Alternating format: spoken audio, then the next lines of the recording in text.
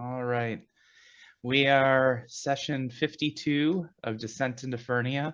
Who would like to give a recap?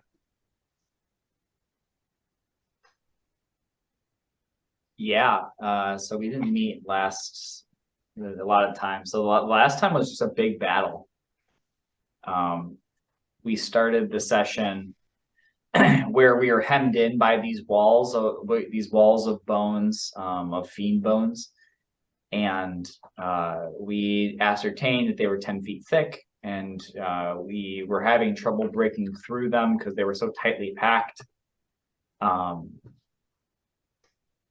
So Lux, without any better plan, Lux used her monastic skills to scale one of the walls to get a sense of where we were at in this maze. And she wasn't really able to see anything. But I think eventually... I was able to see. I had special DM layer seeing, and we were able to see the creature. So yeah, that did happen. That happened after we all got to the top, though. I didn't see it on my character sheet, but I'm pretty sure it's there now. So it's a boon. Yep. Yes, it's referred to as sight beyond sight. Yep. Yes. The Lux got to the top and was able to see not much like looking out, but did see there was like something on the other side, like walls on the other side. So I think we then began the long process of trying to get everyone else up. Vegnog failed to get up. He like climbed halfway up and then slipped and like kicked off, deployed his glider, and went back down. Everyone else seemed to be fine. Eventually, we all got to the top, and then sight beyond sight revealed there was a coatl on the other side of the wall, and it saw us, and we saw it, and there wasn't really any turning back. So the rest of the session was focused on beating, kind of trying to whittle down its health. Ewan got beat up very badly, as he was taking the brunt of most of the blows. And as like a kind of a last ditch resort, Ewan attempted to parlay with the creature and to basically say that we didn't really want to fight it. It was just sight beyond sight, and that kind of allowed us to fight it. And so it said it would spare us because it thought we were fiends. And we claimed we weren't. And it said it would spare us if we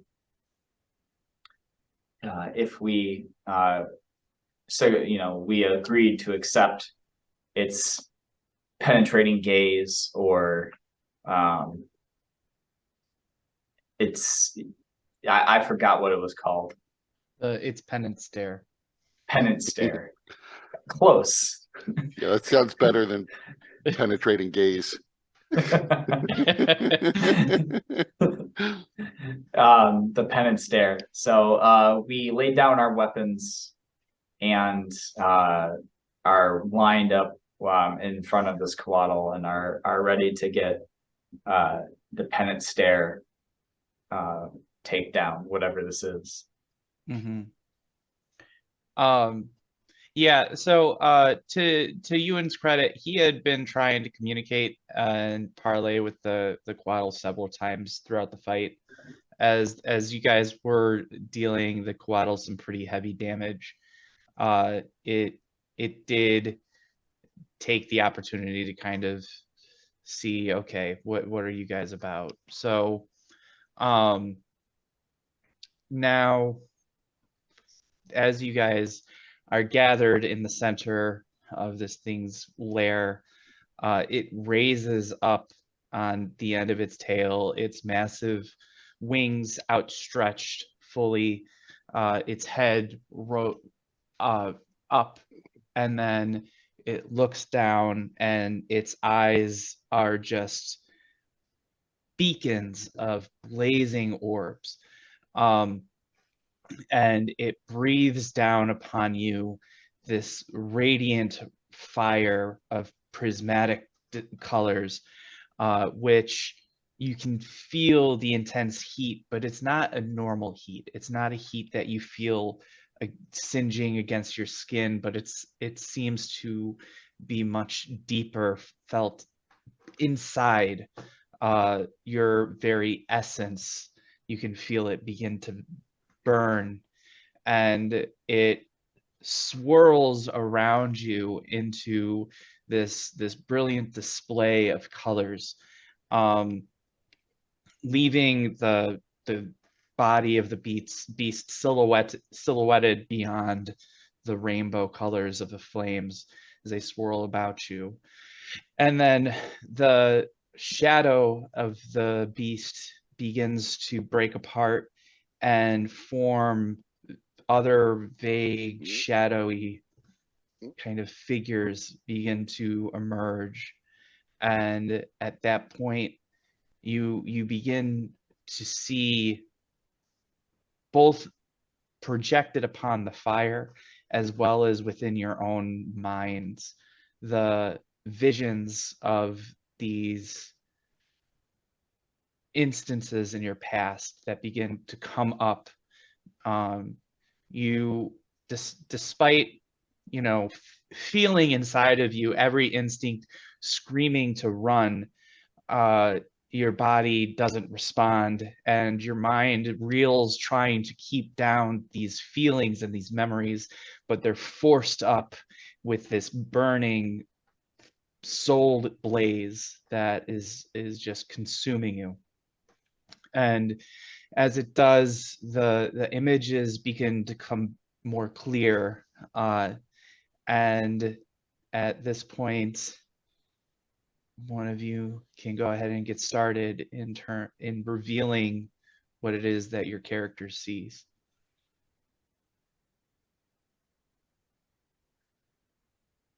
I'll go third.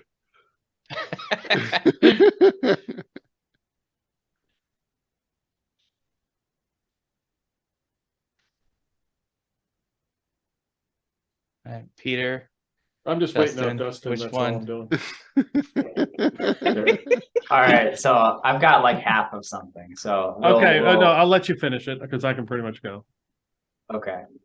So there's images and stuff. That Yeah. we're seeing? So essentially, this is a very strange sensation, because while you're seeing it being played out in your mind, you're also seeing it visually on the fire in front of you, as if it's a display for all to see.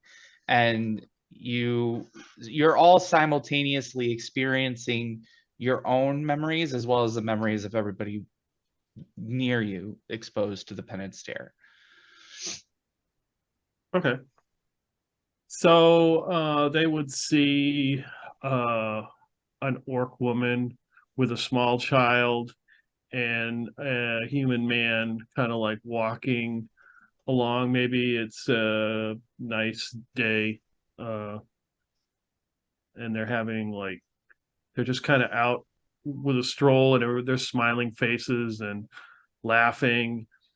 And then you see an orc woman in like a tavern, like looking outside as she's like cleaning up one of the tables and looking out at what would most likely be the child as it's gotten older, kind of like marching, wearing silver flame regalia. And then you see her I think in the fight with whoever. I'm trying to think of the person we fought that we all got murderized. The shadow of death. Right. Well, and then we ended up in Fernia. Oh, Crozen. Crozen. Yeah, Crozet. Okay. Fighting him, and then like her like panicking as, um she's like you see her fall and then like looking up, her last moments looking at the person now, who obviously would be Solomon, still fighting. And then it's just Solomon getting killed over and over, and like every angle, it's slow motion, like just that's all you would see, just constantly, again and again and again, and it just sort of just replays on that.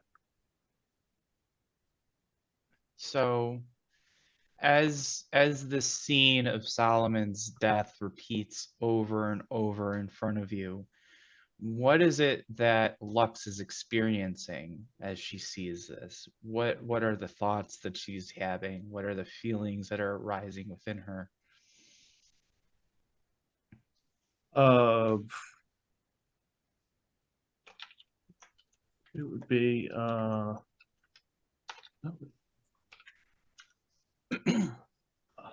guilt. Okay. So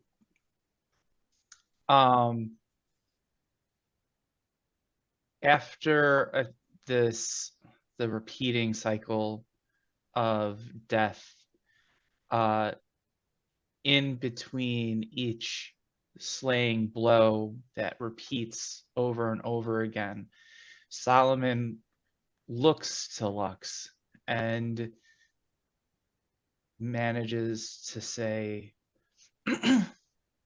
Mother, why? You were supposed to protect me. You were supposed to raise me with a family, care for me. Why?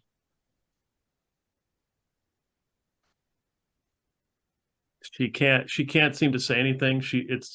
There's like a cloud of like smoke in front of her face, and she's just too stoned out of her mind to just like even make a response. And with that, Solomon, as the death blow was about to come for perhaps the 100th time, he swats away the figure, and now with his eyes burning, marches over to Lux and slaps her across the face and says, No! You do not get to remain silenced. You raised me in pain. Broken home. You failed to protect me. I died because of you. What do you have to say? Nothing.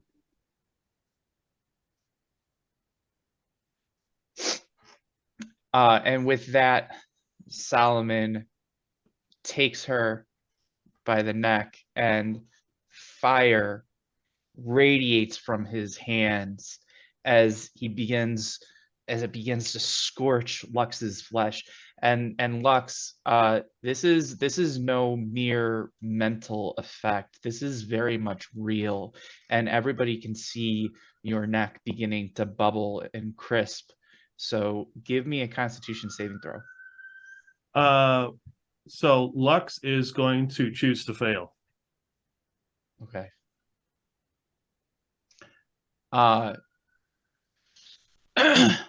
So Lux, your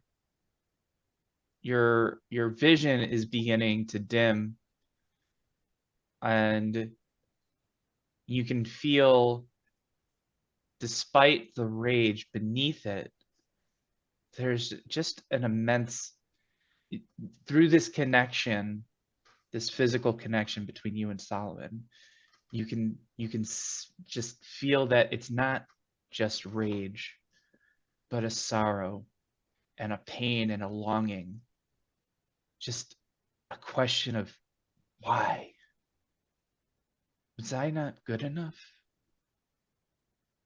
Did I do something wrong? Was what was it about me that wasn't good enough for Dad? For you? And that, more so than the pain of this, of your burning flesh and the anger that you can feel from the Solomon in front of you, you can feel that. And what does Lux do in response to sensing that? She's just waiting for death to come. Like, when is this going to end? So just the question is this, if this is her, I kind of feel like when Solomon asked, why was I not good enough? I kind of imagine there would be like almost a little flashback to him, like with a square block, trying to figure out why it won't fit through a round hole. But it's like a younger version of him, like 17 or Yeah. 18, trying to get this block through till he eventually just pounds it, breaking the board. So let me ask you, Peter. In all seriousness, with Lux facing this, and it sounds like she doesn't have any will to fight, to answer for her sins. She's much more just hoping for the punishment that she feels like she deserves. Is that accurate? Yeah. Because right now she's, yeah. Okay.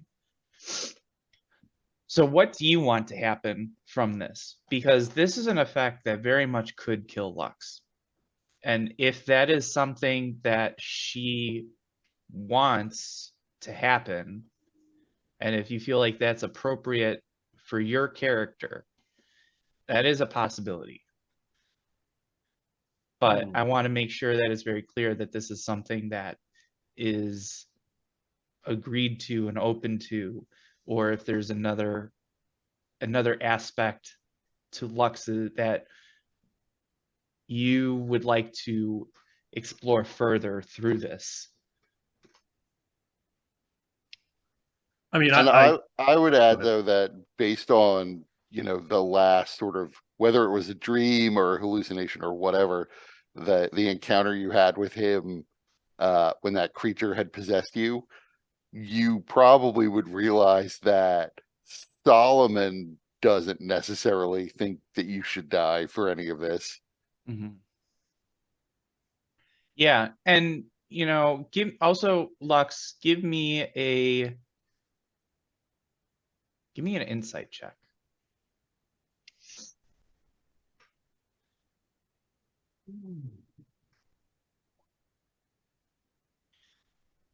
You are very much aware that while the form and shape of this is Solomon, the thoughts, those questions,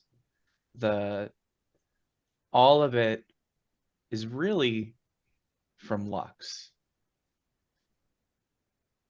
It's Lux that's imagining Solomon asking these questions. It's Lux imagining this dissatisfaction that Solomon had, and it's a reflection of Lux's own feelings of failing her son. So given that, and also what Kurt said, because I think that that's very, very accurate. How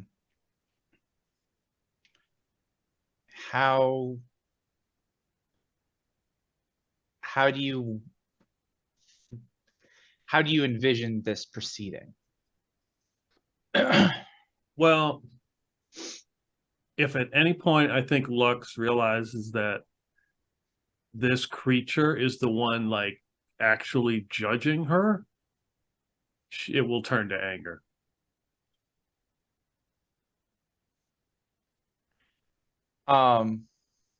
With your insight check, you would know clearly that while the power of the penance stare is definitely coming from the coatl, any judgment is not the coatl's. In a sense, it's your own self, your own feelings, your own judgments that are manifesting through this process.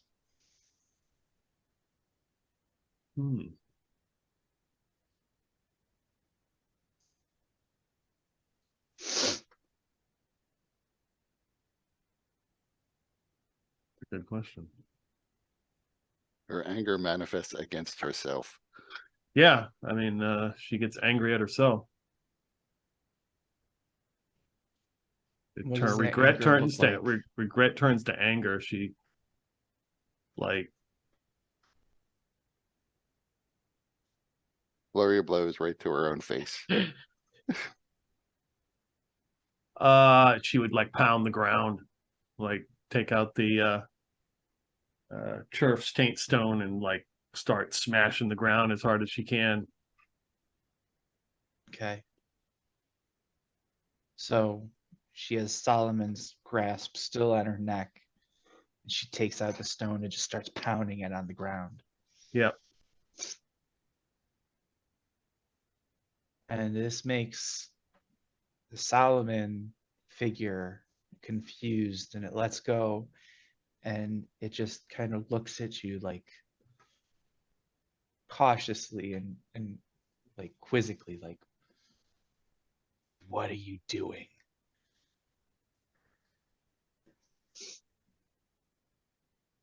She just looks up at it and realizing that this is just a reflection of herself, just tries to ignore it and just takes out her anger on the ground.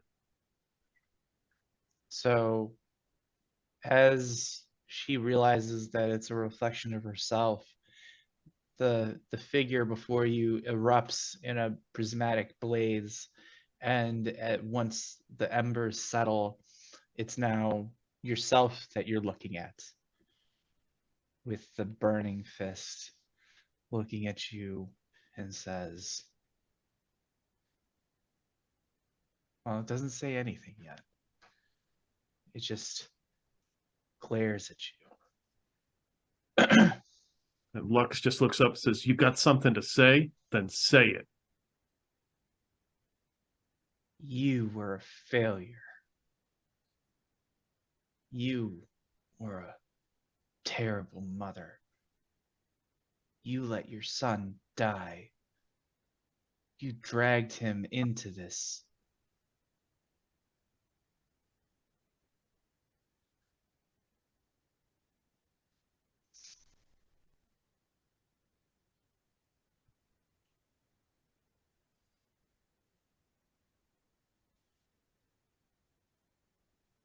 You chose to numb your feelings, to dull your senses, rather than care for your son.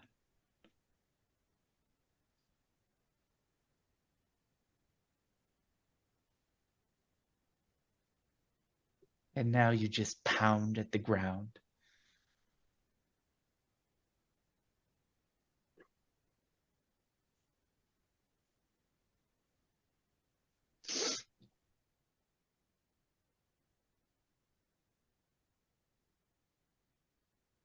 She stops and looks and puts the stone down and stands up face to face with the other Lux. You notice this Lux Yeah. smells of booze and weed, and you see the the deep bags beneath her eyes bloodshot and stoned. a glazed over look.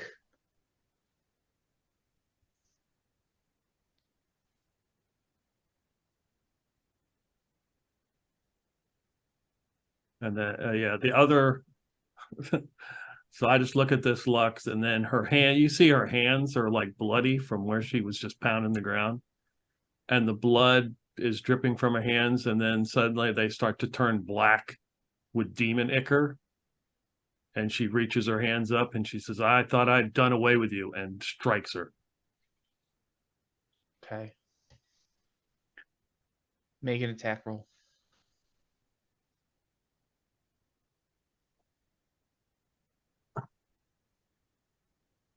Okay. So you hit her. Her face snaps, but then she looks and she's like, pathetic.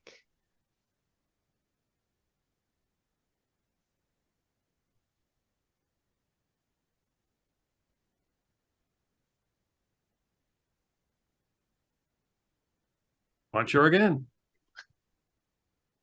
Okay. Give me another attack roll. Golly. Apparently so. Head snaps back to the other side, and she looks. This is why Solomon died. You were too weak.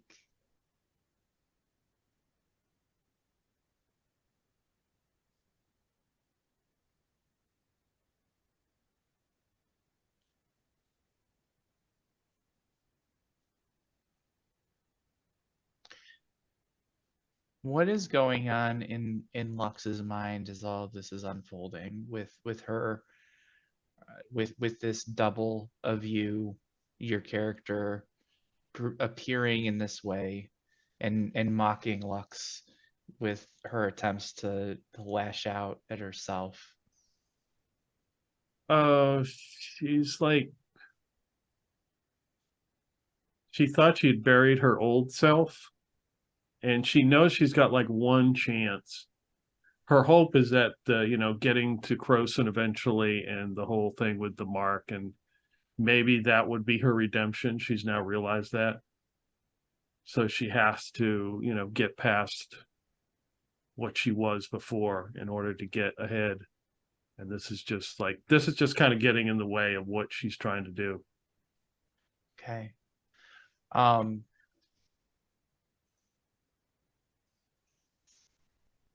Make me a Constitution saving throw. Okay. Okay. The Lux before you begins first. It appears like she might be crying, but then you notice that it's not just tears, it's black ichor, and it begins to pour from her eyes, her mouth, her ears, begins to ooze from her flesh, and then she punches you, and you can feel the ichor pulling from your body, and the connection, the tendril connecting her to you. You can feel the ichor now inside of you, reaching through and puncturing your guts, and you can feel your flesh ripping from the inside. And then Lux says, you even allowed yourself to be corrupted. You allowed a fiend to take a piece of your soul and dwell in its remains.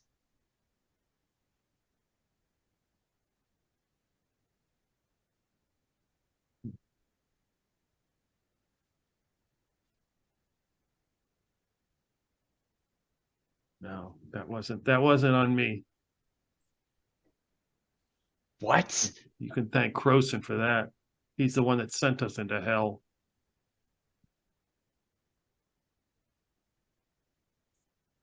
How does Lux sound when she says that? Is it like or how is she trying to sound?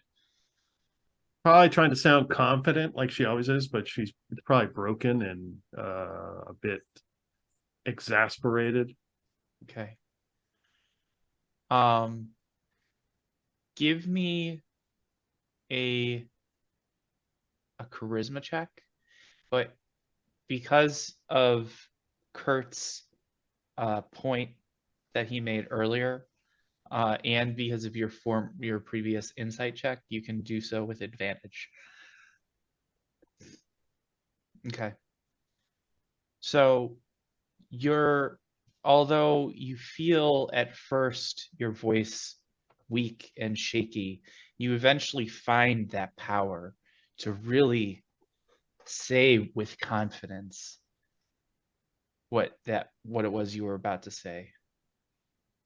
So what was it that Lux was saying? That it was, it was all on Croson. He's the one that sent us here. It's the result of his actions. We're just trying to survive here. I didn't ask for any fiend to be part of me.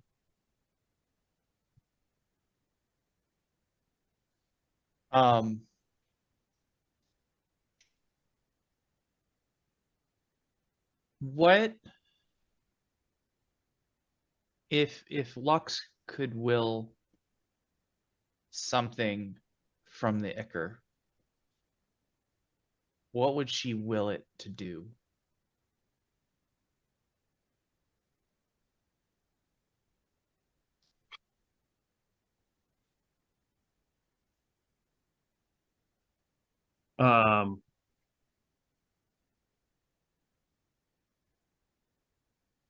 Will from the Ichor. So she would like open her mouth, and the Ichor would like start to pour out that whatever it did sent, and it comes out and just engulfs the other Lux and almost like consumes it. Okay.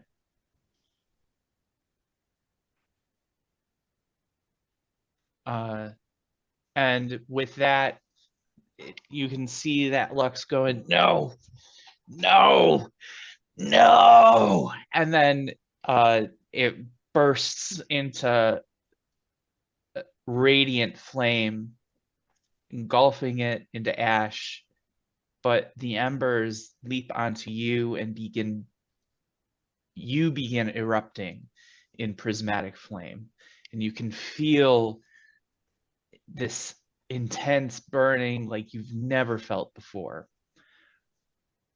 And with that, on to Vegnak.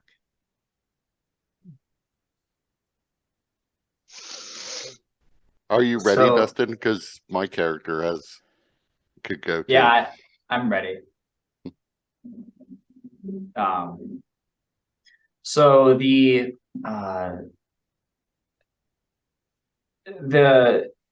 these shapes and these shadows kind of swirl around Vegnog, kind of going in and out.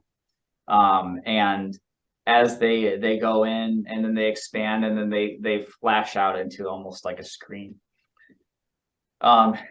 You see, and Vegnog sees in front of him a green countryside with rolling hills, and he's sitting atop a parapet, looking down. The city below him is bustling. It's multi-leveled. You see there's a train that is coming through, or like one of those, I forgot the name, the lightning rails. That's it. Mm-hmm. There's a lightning rail that you see coming from the distance, coming in across the countryside. You can see markets below. And he's sitting there, and he's talking with appears to be he's talking with a human woman. She is dressed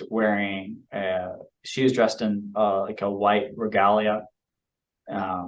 It looks very formal, a little stiff, but her demeanor is fairly relaxed, and she laughs. The vision then, the shadows then swirl back around Vegnog, coming closer and split out again. And you see Vegnog standing. He's outside of what appears to be some sort of office. And he's standing alone. It appears to be some sort of guard duty. He's wearing a bright blue epaulets and insignia of House Buchanan. The door is slightly ajar as he's facing out, and you can see in, and you see the same woman speaking with a man inside. They seem to be having a friendly but a tenser conversation than how you saw her interact with Vegnog. She comes out of the door, swinging it wide open, and flashes Vegnog a smile. And then you see another pair of diplomats walking down the hall, and they turn to her, and they are about to like raise their hands in a wave, and then they just look away suddenly and almost look like they're walking away, like they have like the face of curdled milk. The shadows then collapse around Vegnog again, this time a little bit tighter, and almost like they're kind of digging into his metal, and then they fly out again, and you see a scene of you're in a lightning rail in a car, and you see Vegnog sitting there with the man who is in the office, and he appears to be anxious and darting around, like walking to and fro and pacing up and down the car. They have it to themselves. And he looks lost in thought, then turns to Vegnog and says, have you had any dealings with anyone at Metro while we were there? And Vegnog replies, kind of thrown off by the question, I would talk to Petronova from time to time. Tell me more. What did she ask? And he's like, oh, about the weather, life dreams, Warforged place in society, what I want out of life, pleasantries. She was good to chat with. And how long did you keep up a relationship with her? I would not call it a relationship, but we chatted many years. It was good. She was a good company. And you see this man turn away, and the look of anger passes his face. Fool! Do you not recall the strict order to not familiar yourselves too closely with others? You've led doom by the hand to this land, and we're paying the ultimate price. We're evacuating, sire, because of you. Warforged, specifically you, must not, under any circumstances, grow too close. It is forbidden for a reason. There are reports that our defenses have been compromised, and there's only one way that could have been. You are the weakest. You are here because you're unfit for any service. Who knows, maybe you could be a petty merchant. You hold the secret for your kind, and it was swindled out of you because you disobeyed. You will be stripped for parts as soon as we arrive. Do you understand? Vegnog clams up and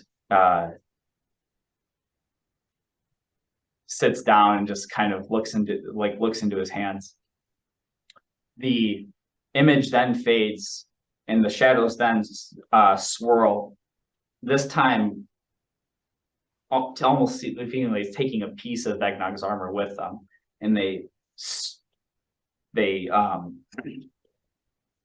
flip back up, and you see an image of Vegnog unpowered, and he is in a ditch covered by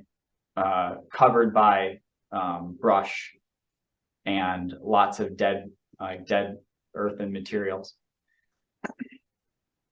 And you see someone, but he appears to be like fully put together. He's not in pieces.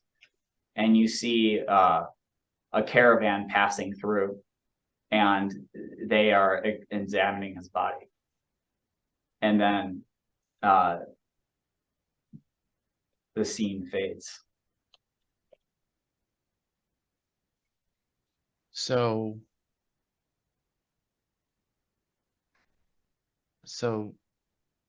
Vegnog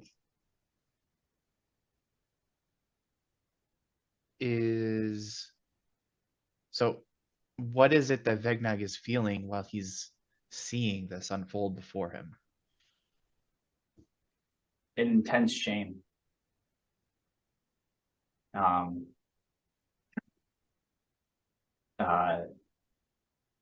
You know, Warforged don't really, they don't, I guess, Warforged, I guess, wouldn't really display emotions in the same way that others, like other sentient races would.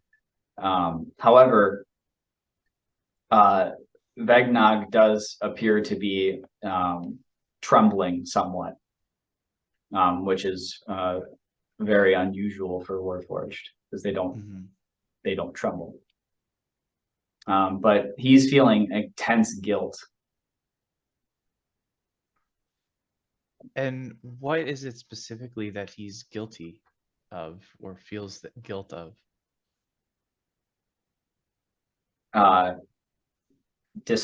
He feels guilty for, he's guilty for disobeying. Mm-hmm. And feels guilty for being called the weakest, or being told being the weakest among his kind, that he's unfit to do anything. And he feels guilty that he took pleasure in the brief friendship that he had, or what he thought a friendship might be like.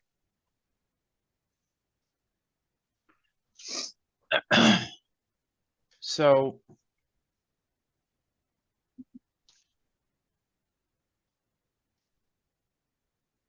the shadows begin to reform once more, and you see dozens of people, each of them clearly wearing the insignia of the Syrian army. And row after row begin to be struck down as some kind of magical effect runs through their ranks. And you watch them get blown to pieces. And one of them, you feel suddenly a hand upon your ankle, and another hand grabbing into your thigh, using the chinks in your armor to claw into and pull itself up. You can see this undead figure of a Syrian general. You are the reason we died. You destroyed the greatest country, the jewel of was it Galifar. Galifar, yeah, the jewel of Galifar. You are not worthy of being created. Why are we dead and you still function?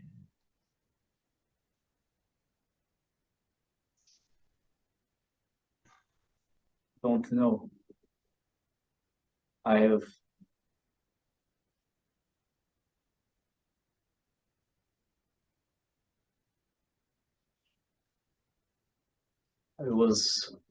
I am afraid of the end that awaits me. And so I ran and took on new identity. And you still run. You are a coward.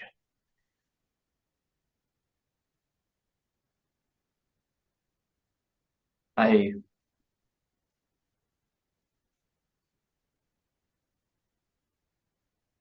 have no, I don't know what else to do. Besides sit here and be taken for parts. There is nothing that I could do to bring you back, as much as I wish I could. You still cower. You picking off creatures with your weak, pathetic crossbow bolts, while others, like Ewan and Lux and Trebek, fight face to face with the enemy, with the darkness.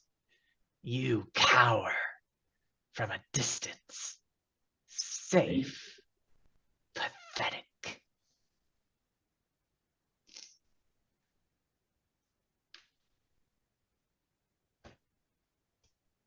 I was not created to be a fighter. You're so weak. Do you think I was created to be a fighter? Any of my men here dead? Were we born to fight? We did it because we had to. We had to protect what we had.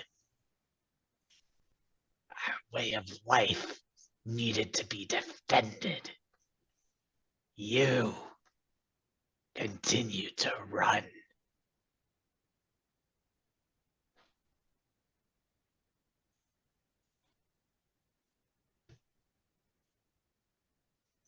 There must be another way.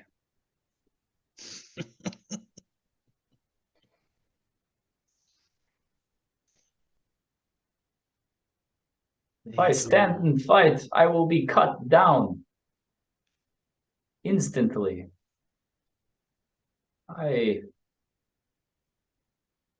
There must be some way. And you will live. You will go on. And then the more shadows appear, and you can see Ewan being a creature, one of the ones that you saw with the tentacles and the giant mouth, wrapping him around the torso and then biting him through his chest and ripping it away, his arm and his head completely gone as the blood shoots through his torso. And you see Lux enveloped in black goo and just dissolved. And you see the branded one impaled by a claw through that of a creature with massive hands, and just a mass of bone and sinew. Each one of your friends that you've met being slaughtered by demons, and then you come to yourself, an image of you. You say, and it says, I'm not a fighter. I ran. And I'm going to keep running. And I'm going to keep seeing my friends die. And I'll live. I'll keep living. But everybody will die.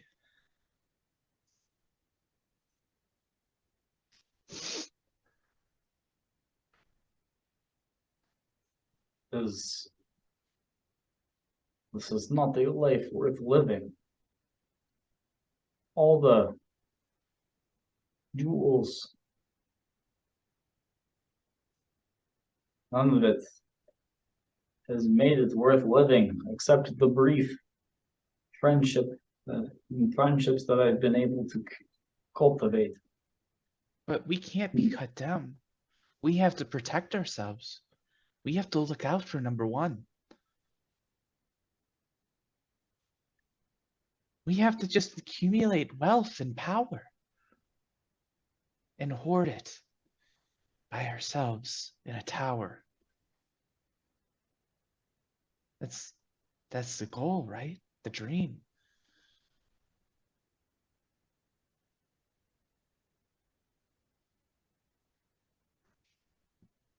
I did not enter this profession or this path for those ends. I entered to prove half to Kenneth wrong. If I were so weak that I could be a petty merchant, I would be the best damn petty merchant on Corvair. And that's all you'll ever be. That's all we'll ever be. A petty merchant who watches the people around him continue to die.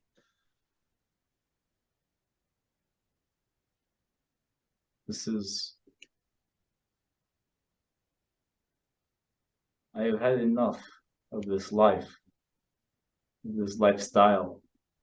No, and it grabs you. No, we have to go. We have to run. Come. And it begins trying to pull you forward. We have to escape. Let them deal with the penance stare. We can still go. We can get gems and jewels. Maybe we can work for Master Hawkins. Maybe we can learn from him. Be safe. I'm Wilfred.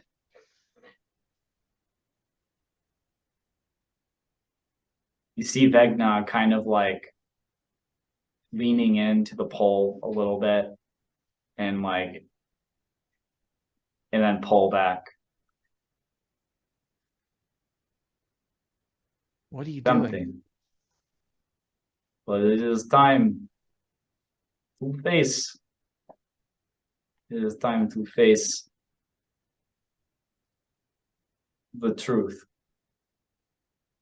That we can be more. And I'm maybe the weakest in some respects. But I have lived a life that other Warforged have not. And that makes me stronger. I have earned the friendships that were forbidden for many. No, it is time that we stand. No, Vagnog. You're weak. You're nothing.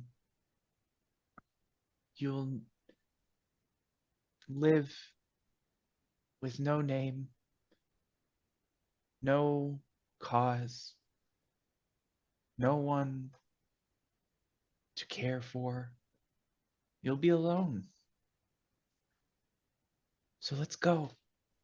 Oh, we still can.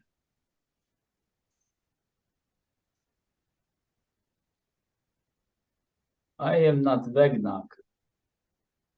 I am done with hiding my identity. I am Blade again. At the edge of the night, we will stand here in Fernia and make our fight.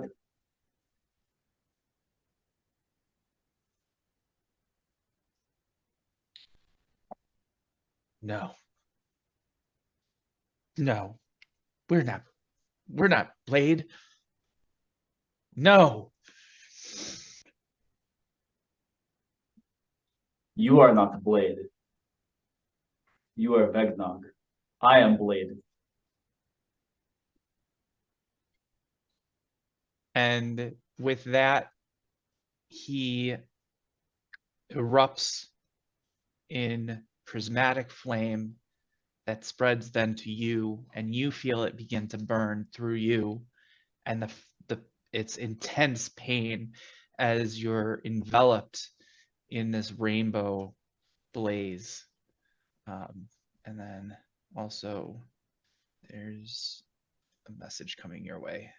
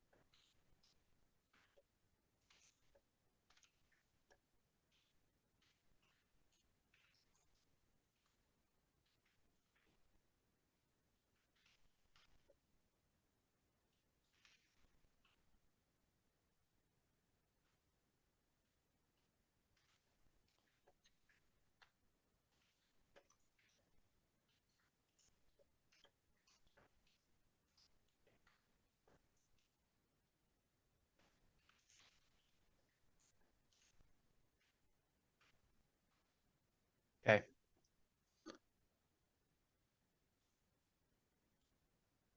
And now the branded one. So as everyone's reliving his memories, it's obviously all in first person. Initially, to the extent that people are paying attention and not focused on their own things, the very first thing you would experience is just the sensation of having your head chopped off your body as you see yourself sort of fall into a basket looking up. You see your body spurting blood over you. And then just being wreathed in hot and burning silver flame and feeling the pain of that as you are reborn. And then in a flash, you realize you're kind of reliving a lot of the aspects of the Brandon one's life.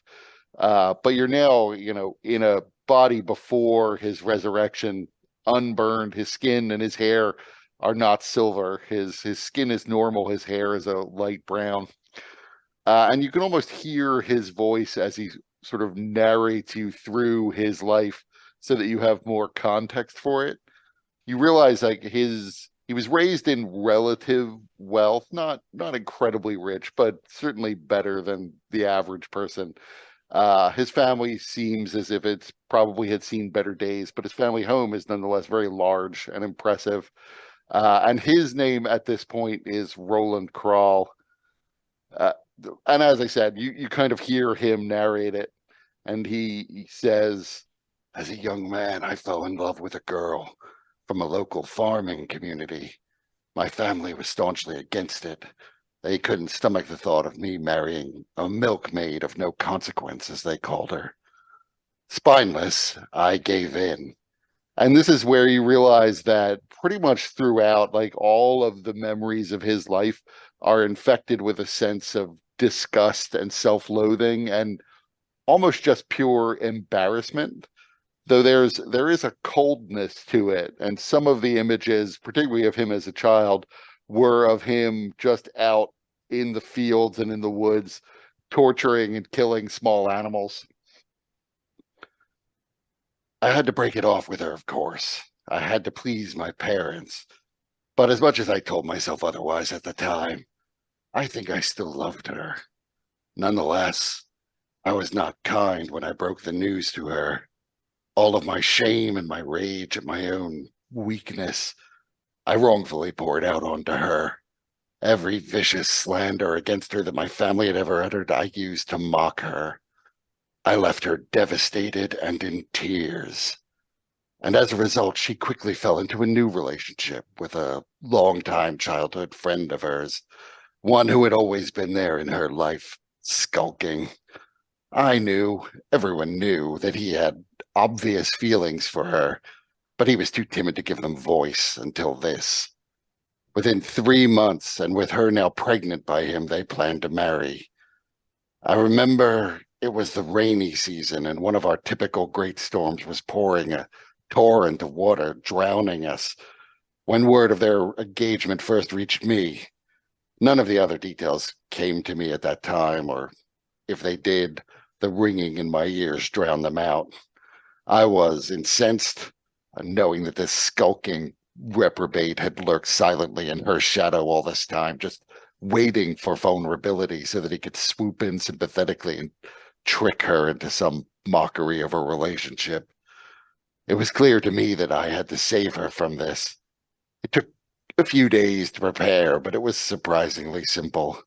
A little bit of my father's coin, such a small amount that no one in my family would ever miss it. I hired 2 gravediggers from the next town over and bought the materials. I was, and I still am, a very good liar. With their payment, the gravediggers swallowed the lie I told about my sweet, sainted grandmother's last wish, long ignored by our family, of course, as too silly and impractical. She dreamed that she would be laid to rest in a peaceful and bucolic clearing where she could sleep under the sky and look up at the stars. So we found a clearing, far from any homestead, and we prepared. On the way back, we visited my family cemetery at the corner of my father's lands. The gravediggers and I extracted my grandmother's coffin and moved it to the new site in the countryside. They offered to fill in the grave for me, but I declined, explaining that was a task I wanted to do myself, a last favor for my beloved Nana. After they left, I removed her body from its casket and discarded her in some bushes about 100 yards away. Decomposition made it light work, if unpleasant. She was still clutching her symbol of the blood of Vol, but it fell from her hands as her body tumbled into the pit. I did pause and returned it to her. It felt meaningful at the time, though I now see that I did her no favors. I returned to her casket, and although I am no woodworker, I used a hammer, chisel, and dagger to carve out a hole about 6 inches in diameter into the lid of the coffin near the top. The next night, I went in search of him. He was a boring creature of habit, at home on his family's farm. I waited outside at night, and eventually he emerged to go and relieve himself. I cast sleep on him, and then I bound him and hauled him up onto a cart next to a full barrel of water. He awoke a minute later, terrified but gagged. After about 20 minutes of riding or so, I stopped to beat him with a shovel. I took care to break his arms, less trouble that way, and the beating rendered him unconscious, so without the risk of him waking quickly again. It is a poor man's sleep spell, but in some ways it's better than the magic. The coffin was still in the grave when we got there, so I gently lowered him into it. I didn't want to accidentally kill him. I removed his cloak and folded it into a pillow underneath his head, and then laid him back facing up, looking at the night sky.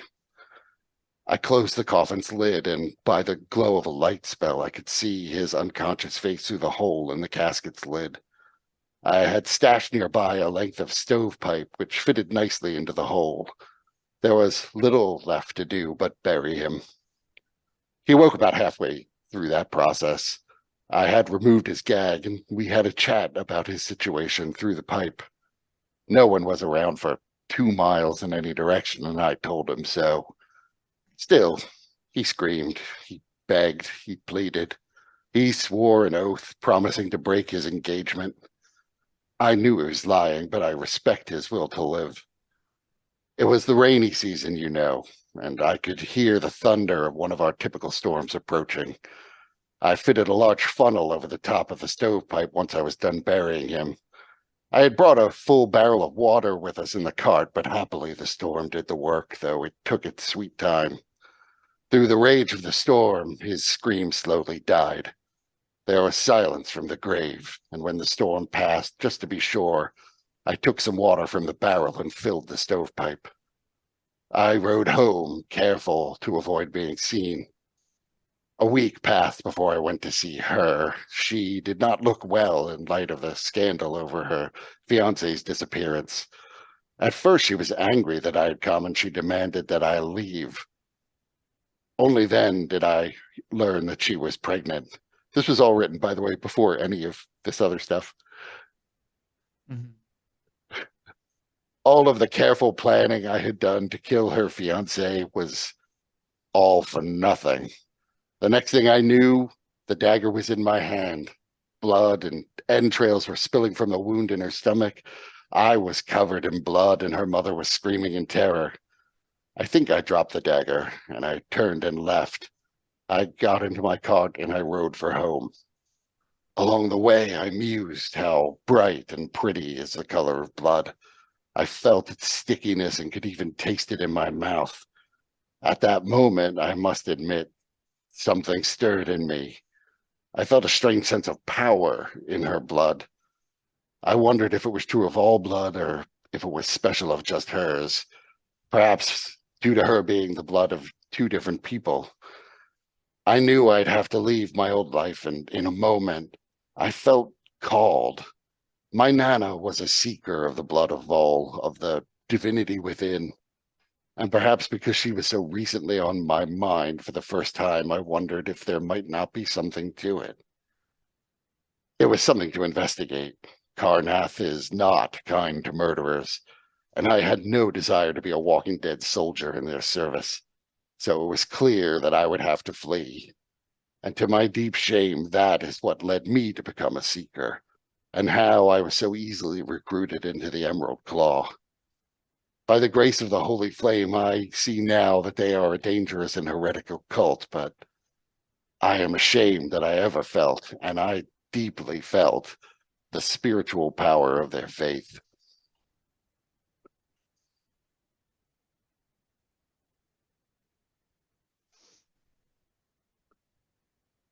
Is that it?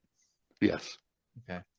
So as this is laid out for you to re-experience firsthand, you find yourself now suddenly back at the beginning of the story. But this time, rather than being the bold individual seeking to right the wrongs of injustices that he perceived, you were the one being bound and broken, placed in that coffin, begging for your life.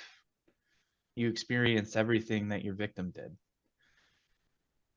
The terror of knowing that there was nothing that you could do, the pleading, the pain, the suckling of your breath as you try to find any air left within the coffin, choking and burning in your lungs. And then you see yourself from the perspective of your lover, bearing a child full of hope, and suddenly an angry Roland comes and stabs into you repeatedly. You cry and you scream, you beg, each pierce more terrifying, deeper, more painful. until the blood loss finally causes you to lose your sight and your consciousness dims. And you find yourself in this cycle where every single person that you had hurt, you swap perspectives and you see things from theirs. You feel what they felt. You experience the terrible realization of finality over and over again. I'm wondering, what does the branded one think or experience as he's going through this person by person, each one that he's hurt? So every time the branded one is being killed, there would be a sort of complicated mixture of feelings. In fact, I imagine that although this is sort of pre-death, I imagine that it would be very much unclear in the middle of this vision as to whether or not it's him now or him then, because on the one hand, he is completely aware that who he was at the time deserves this entirely. And as painful as it is, and although he's not necessarily overly brave about crying out and being afraid of death, particularly then, the post-death version of him understands that this is actually justice. But all of that would be tinged with the fact that he feels, particularly post-death, like he has a destiny. And so his death could sort of upset the grand plan. And so even though it's just, nonetheless, he feels like he's probably entitled to survive it anyway, even though in the moment it doesn't seem like he's going to.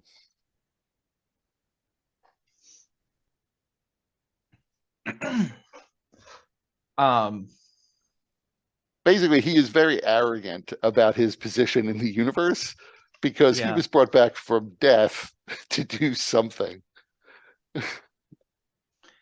At that point, the Coatl, her face appears in front of you. Its head is as large as a horse-drawn carriage, perhaps even larger. Each of its teeth could be considered a longsword in itself. And it snarls. It says, You have the gift of destiny, the curse of destiny. But if you wish to fulfill your purpose,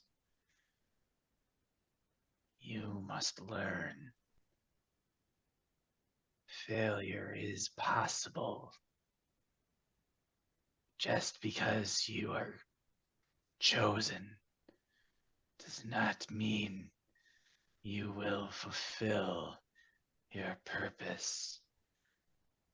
You can still be corrupted and changed. And I would add that I expect probably the Coatl, but certainly everybody else would realize that one of the more twisted things about this is what's bothering him, like why this is his dark secret, isn't because he feels bad about burying this guy alive and letting him drown or stabbing the woman he loved to death. That's not, he's pretty cold about those two things. It's really just he is embarrassed at this process that led him to join the blood of Vol. Like it was like a detour from what he sees as his fate, and he feels a little foolish that he was allowed himself to be sucked in by that.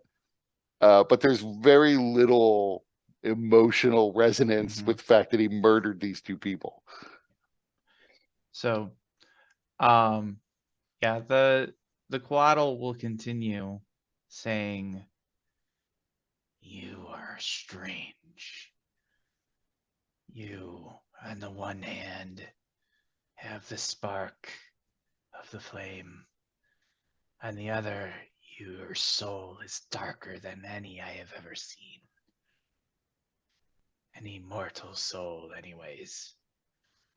If you wish to survive, you must find your heart.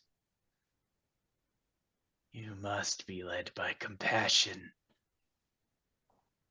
and not righteous fury. I am well aware that I could fail in this.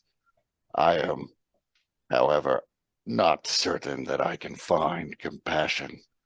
It's not something that I have ever felt to the best of my knowledge. Not for the animals I killed as a child, not for the people I killed as an adult. And you must rely on the others with you. If you do not, if you falter in this commitment, all could be lost. I am torn. I feel on the one hand, I must respect the spark of flame within you. But on the other, the darkness screams to be destroyed. I am not sure that I will survive this endeavor anyway. But I find it odd that I may have to follow the lead of people who are useful, but to turn my fate over to them seems foolish to me. Of all here in this penance stare, you are the one I must deal with directly. You must argue for your fate, satisfied that you can find compassion, or I will devour you here and now. I have no idea why the Silver Flame chose me, unworthy as I am. I don't know that I will be able to satisfy your desire to know that I will find compassion. If I do, it will be for the first time ever in my life.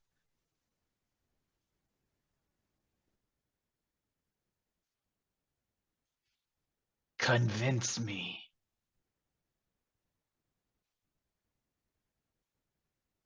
Convince you how? I am here to do a job. I am convinced that I was reborn in Fernia after my death so that I could do this job, so that I could find a way to restore the Church of the Silver Flame to the world. For all I know, perhaps it is only my job to keep one of these few alive, so that they will be the one to restore the Church to the world again, to find Jayla Duran, to find the temple. But I know that my fate is not simply to be devoured by you, unless in doing so it empowers you to help them. And if it empowers you to help them further, then go ahead and devour me. There is a strength in knowing what needs to be done and having the ability to do it without pause or hesitation. But without compassion, you can't know if your decision is truly the righteous one. I burn with the light of the Silver Flame. There is no compassion in the pain of burning. But there is compassion in understanding the burning within others and this ability to understand that pain and to try to prevent that pain in others. I think I'm an instrument of the pain that the flame causes, not an instrument of compassion. I trust that the silver flame will guide you to make a wise decision into whether or not to end my life or to send me on my way, with your blessing, hopefully, as we came here to be cured of our ills.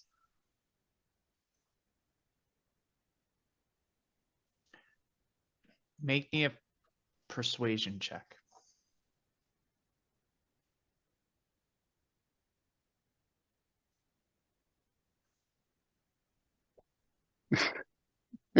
Do you want to use an action point on that?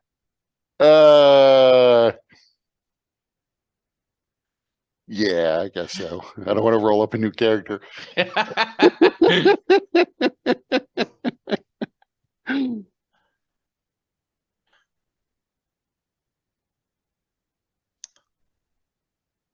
Um, the Quaddle looks to you and then looks to Trebek and it says, "This one, this is your heart. Cleave to him. Rely on his judgment. If you commit to this, I will spare you." I look over at Trebek, swollen and deformed, tongue sticking out. I've done all that I've been able to keep this one alive and to try to improve his unfortunate deformities. If he is to be my heart, if that is your judgment upon me, I will accept it.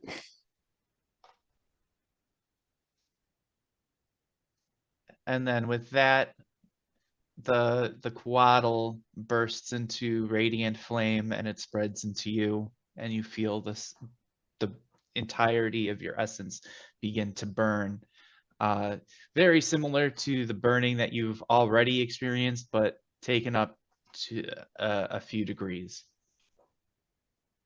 From there, you see Trebek, and what unfolds before Trebek is a life completely pious. The greatest sin that he experienced was the momentary failure to act in defense of Whitehall. And the greatest, and it was the overcoming of that fear to join the group and help them that has, in a sense, blessed him. And so, unlike everybody else, he does not erupt into flame, but rather begins to glow with silver flame. And the wounds of his body begin to recede. And in fact, he grows a pair of angelic white wings.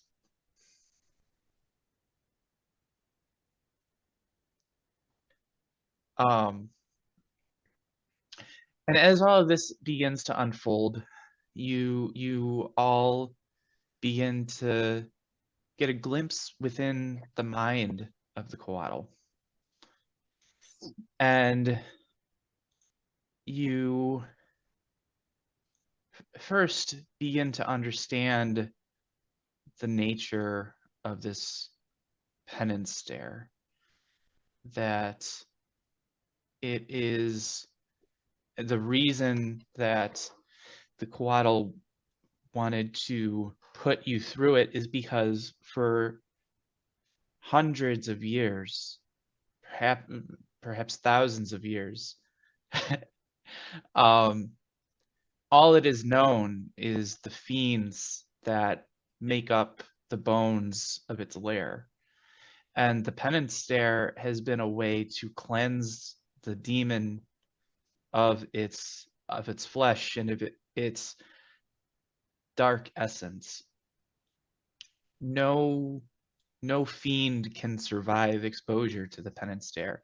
And in fact, exposure to it breaks the cycle of rebirth that most fiends experience, since fiends that are destroyed, unless they're destroyed in a very particular way, actually end up having their essence return to a lower form, and they can rise once more through the ranks, regain their power over time. But the penance stare puts an end to that. And now for you, it begins to burn away the sin and the evil within your souls, cleansing you.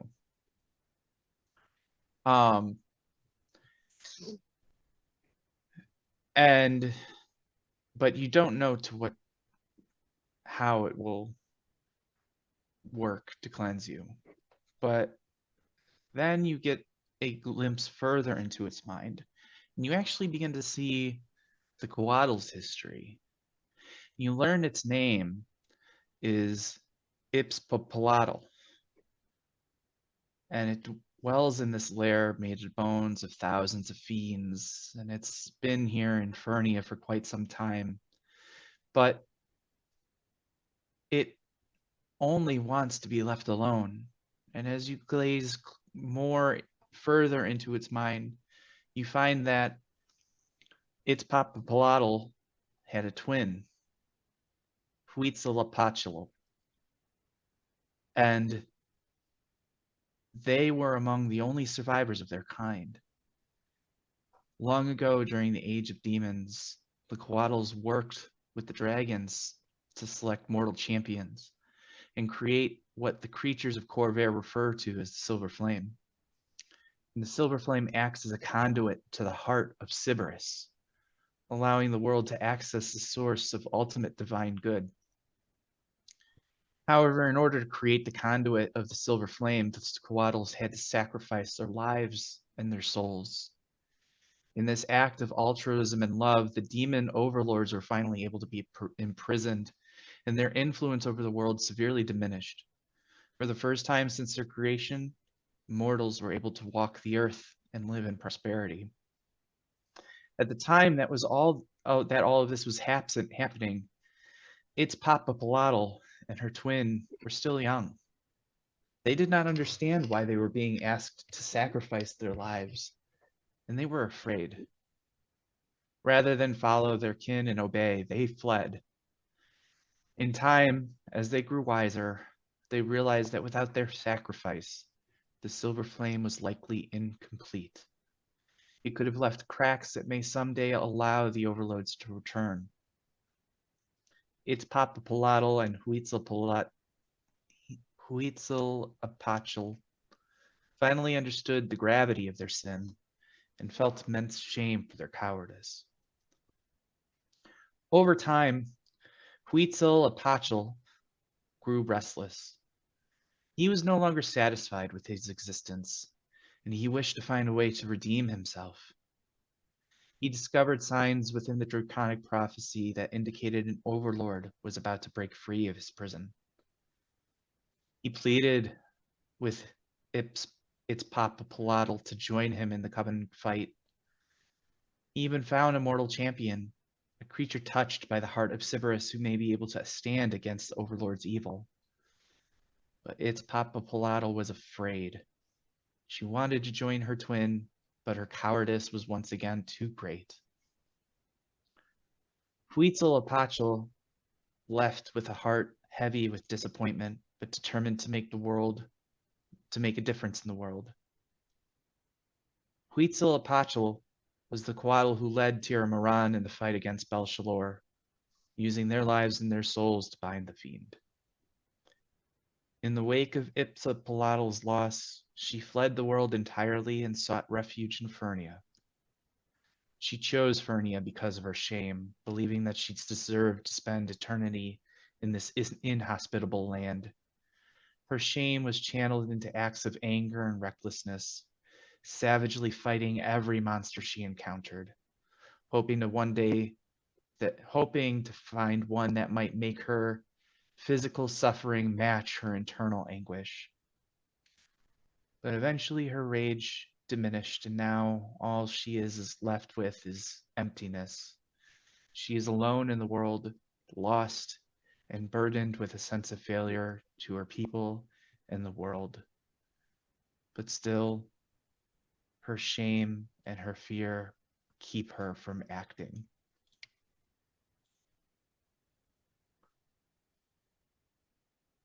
And with that,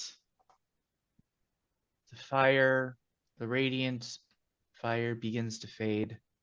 And as it does, the burning still stays with each of you, but it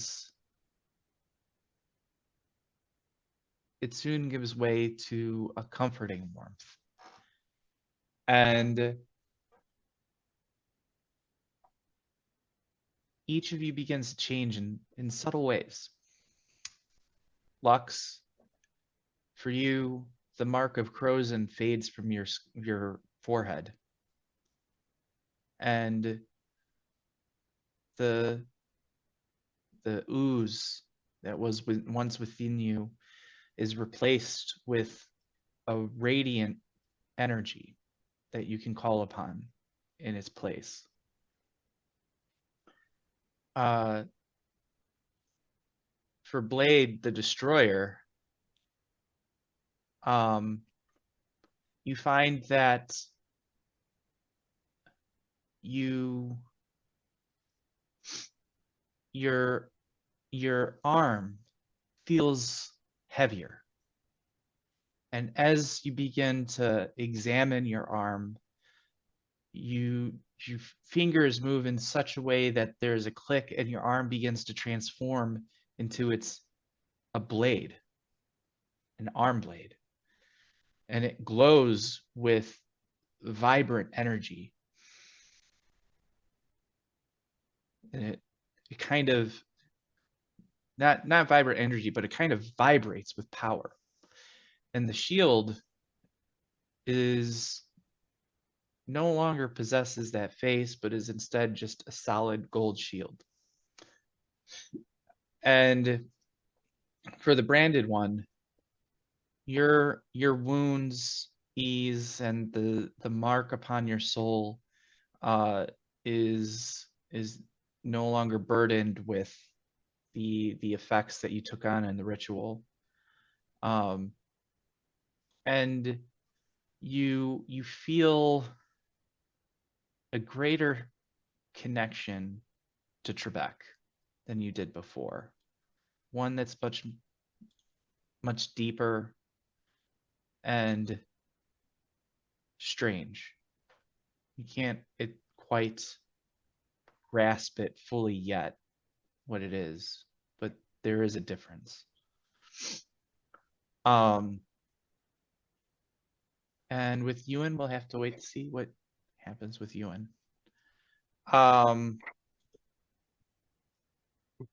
He probably still hasn't come up with anything.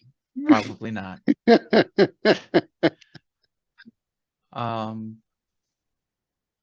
So because I do want to give Tony a chance to do this, I don't want to move too far past the encounter with Ipsipalatal.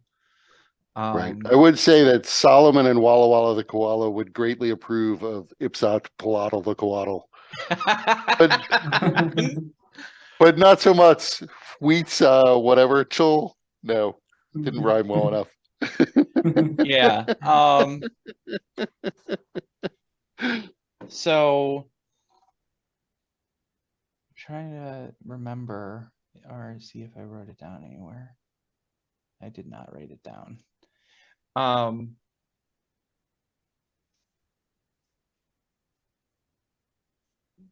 But yeah, so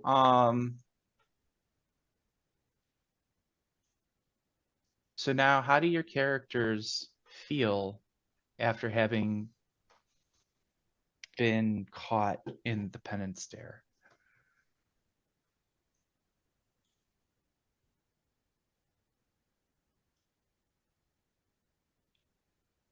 I mean, I would say that Trebek was probably the only member of the party that the branded one cared about before this. Because he felt like he already felt a weird connection that he didn't completely understand to Trebek. Like he seemed like less of a, if any, like actually part of it was that why it seemed weird to him was that Trebek clearly was like the weakest of all of the people that Branded One is traveling with. And so therefore that should make Trebek, just practical calculation, the least important to him. But that he was sort of the most important to him was something he wasn't really prepared for. But now Trebek has wings. Like Trebek's actual status has been bumped up. So it almost, he's happy that now maybe it just matches the level of attachment he has to him. But he's a little troubled by the fact that he now feels even more deeply connected to him. So maybe it all offsets.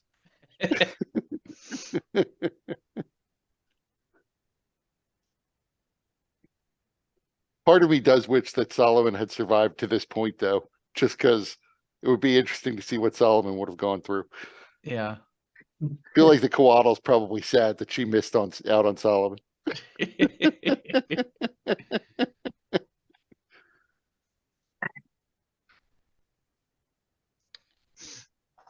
Begnog feels, or no, Blade feels lighter. Like a great weight has been not been lifted off of his shoulders, but like out of his entire body. Despite his arm being heavier,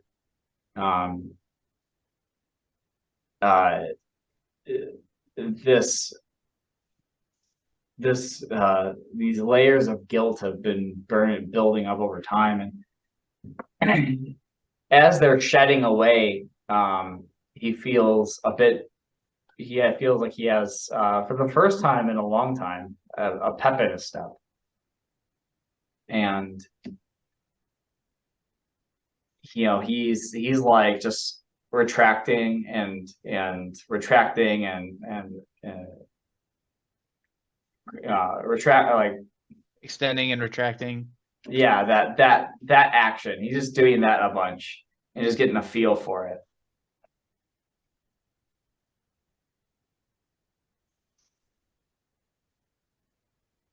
Yeah, I would also say, I guess I'm a little even more unsure why I would have been chosen for this. Like, if anything, this sort of highlights the fact that he's been judged as just a really strange choice that the Silver Flame has made. Yeah. Even the Silver Flame has to deal with the hand that it's dealt. I just assume the Silver Flame works in mysterious ways.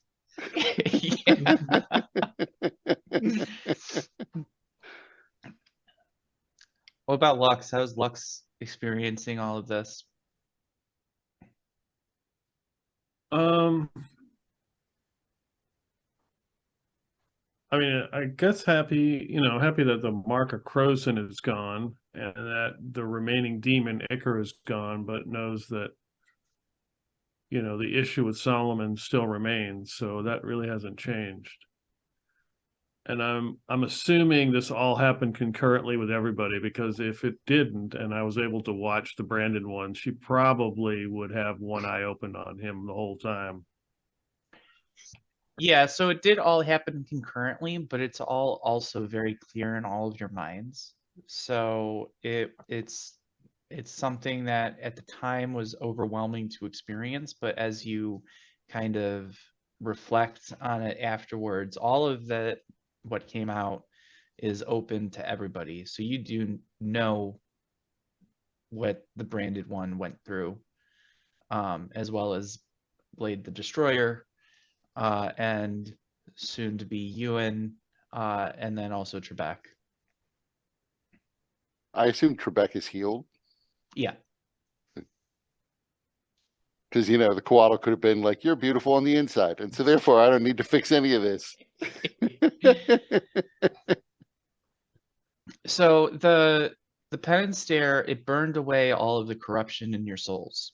So that the marks left by the Ichor demon were in a sense corruptions of the soul that manifested physically, which is why it's been healed by the penance stare, as well as what the branded one took on in the ritual, and then anything left that Ewan may be experiencing from that is also been healed. Right, but the Brandon one did all that before any of this happened, right? Did what before any of this happened?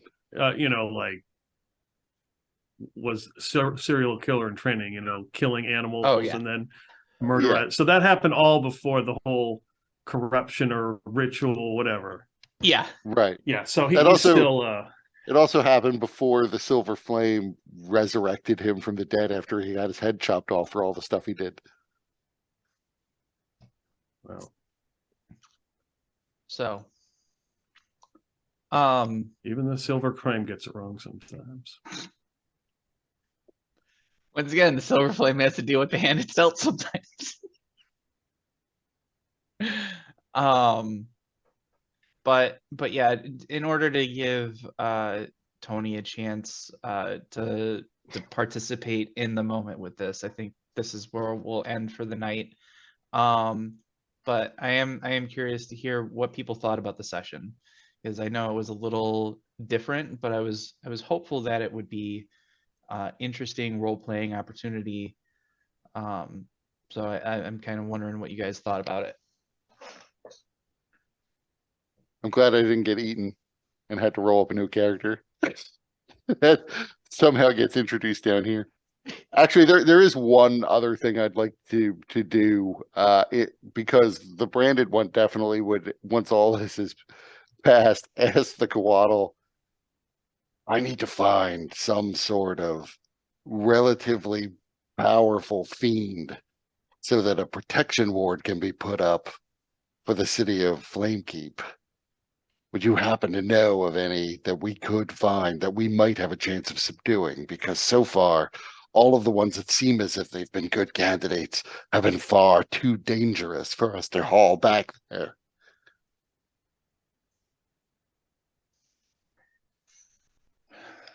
What is this Flamekeep?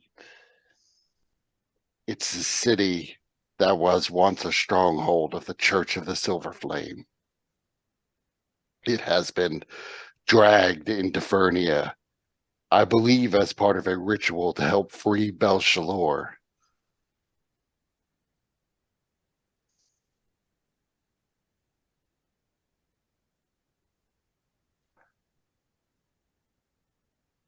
I will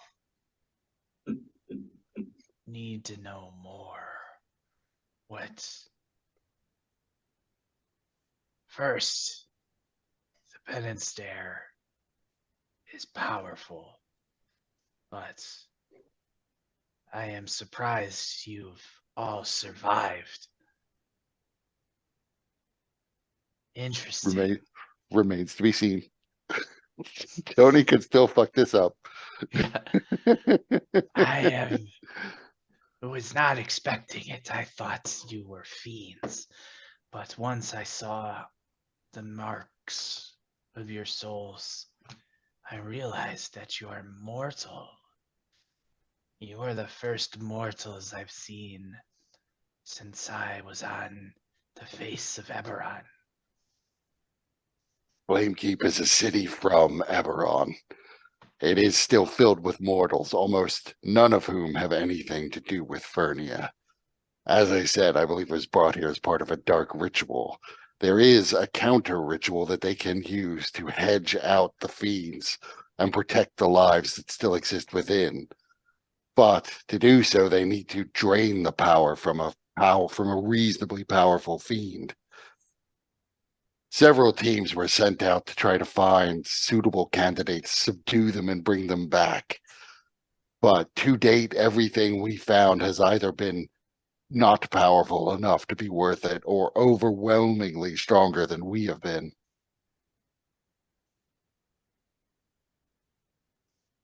Tell me more about the reason that Flamekeep is here.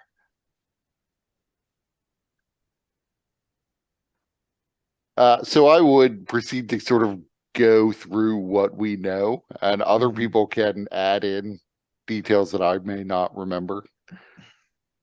About because I don't remember exactly what of Solomon's stuff the branded one knows. Mhm. Um, Is that why you sought me out? To protect Flamekeep? And to stop Belshazzar. We are aware that we have to get the Cathedral of the Silver Flame and Jayla Duran, the current leader of the Church of the Silver Flame, back to Flamekeep so that she can return it to Eberron. And the hope is thereby interrupt whatever ritual is going on with Belshazzar so that he cannot enter Eberron.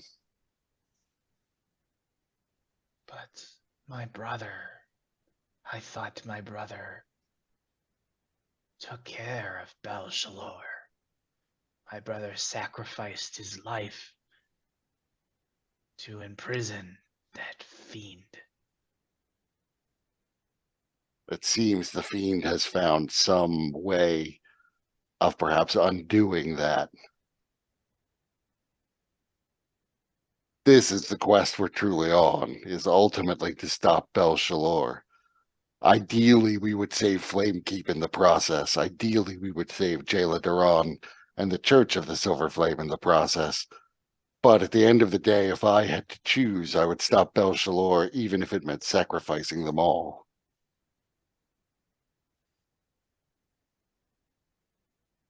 Perhaps it's no longer safe for me to be here. Perhaps I should find new home. Or you can stay and lend your aid to finishing what your brother started. I can tell you from experience, running is not the answer. It just brings more pain. And you know this much better than I do. But you will find your old life chasing after you, the farther away you run from it. make me a persuasion check. Yeah. Persuasion. Oh, I'm good at this. Okay.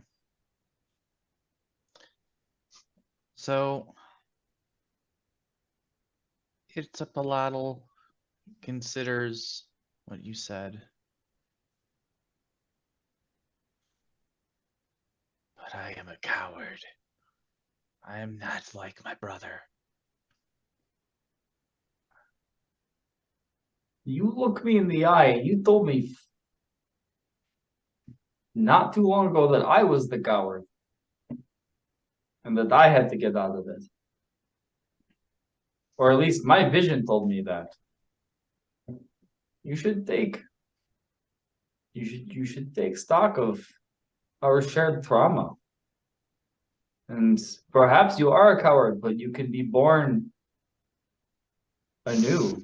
You do not have to live.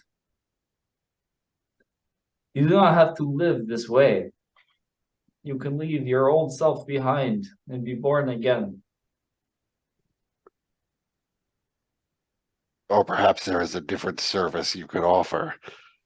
Maybe you don't need to come with us to confront Belshazzar directly, but you could very easily solve a problem that I've been mulling over. Not only do we have to find a powerful fiend and get it back, we also have to somehow find a way to fly it from the ground where we are now up to the city, which is hovering over a river of lava. Perhaps we could focus on defeating Belshalor.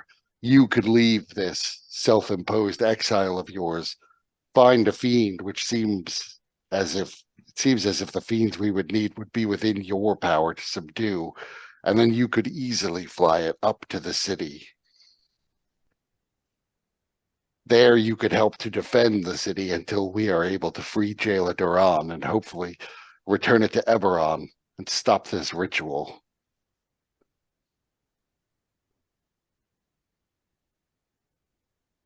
I can defend the city. I can do that at least. What was the name of the guy who did the ritual? I don't remember. Alistair Martaros. Yeah. So I would tell him to seek out Mark Taros. And Okay. I forget also what the name of the fort was where they were holed up. Whitehall.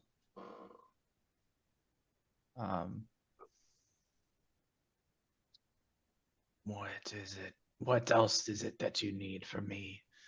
You haven't come here just to ask me to help you with the Flame Keep.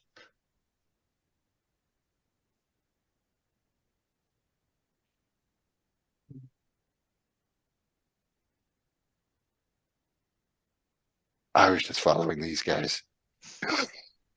We We needed need- you to cure all of our deformities also, but something about a crown and We are solving a riddle so that we may enter Flamekeep, and we seek the tears of an angel. I see that maybe Trebek's tears are probably good now, But but Trebek would chime in and say, I think we need some of its blood. oh, the blood of an angel. That was... Maybe Trebek's blood is good now.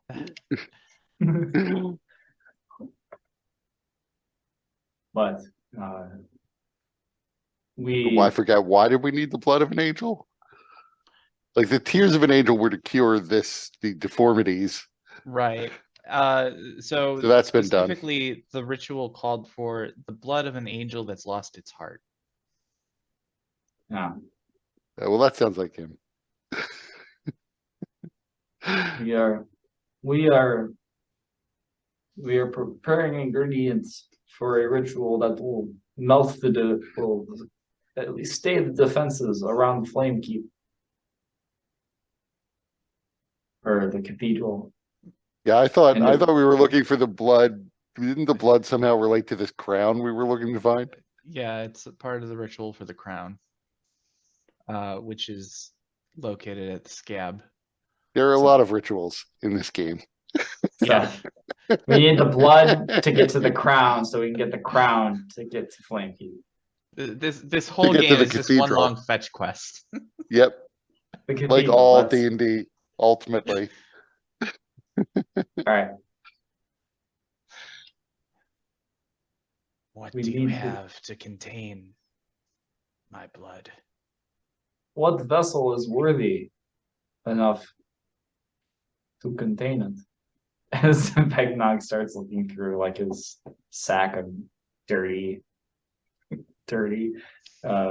things. I think it's As- clear the only thing we have that's worthy is it has to be infused directly into Trebek, right into his veins.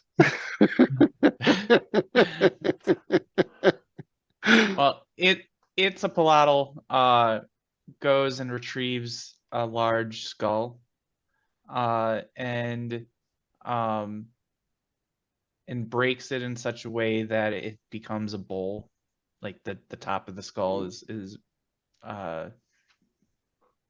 cut away, and then it uses one of its claws to pierce its arm, and then bleeds into it until it's full, and then he'll hand it over to one of you to take.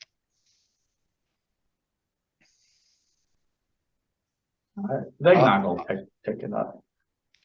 or if like Blade and the branded one are both like awkwardly like stepping forward. They're like, Oh, yeah, I was gonna say that the branded one would sort of boldly step forward. He still thinks he has a destiny here. He would also, by the way, fish out all the pieces of the gemstone from the pommel of Cloynier Hmm. and say, I am not sure if it's within your power to reforge a gemstone. If not, I would ask that you take these to Marktaros and explain that a fairly powerful demon shattered it when it defeated Solomon and his friends. If, however, you could refuse the gem and re-empower it, it apparently was very helpful in tracking down that which this group needs. So Itzapalatal will take the shards and then examine them.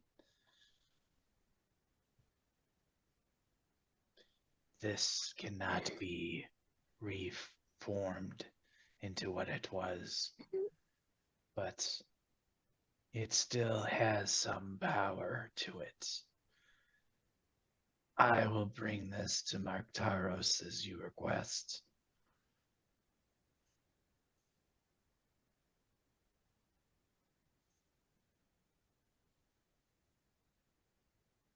And then the um the creature's hand erupts in rainbow fire, and then the gems have apparently vanished.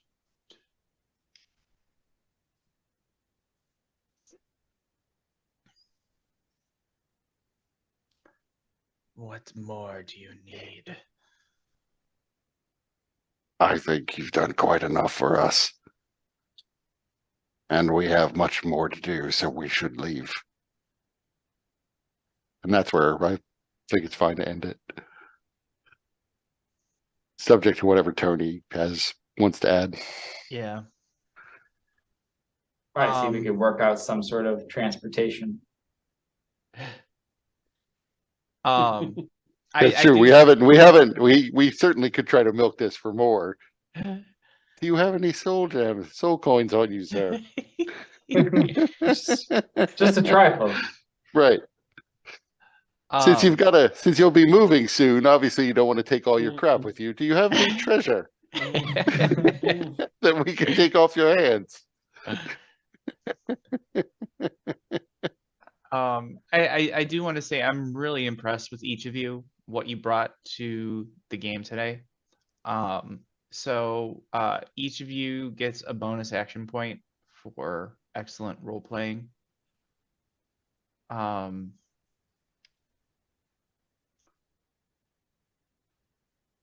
And then I'll message each of you sometime in the next week what mechanical benefits you have gained as a result of the Coatl's intervention with the penance stare.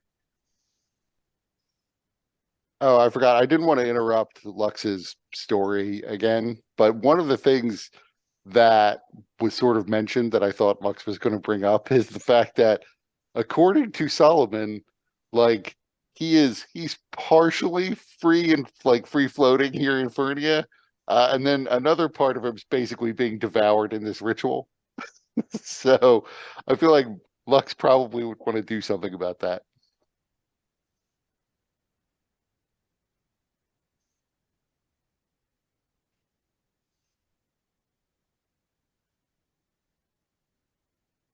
Are you saying something, Peter? No, I'm making a Oh. note of that, so I remember it. Oh. I saw your mouth moving. I didn't know if you were talking.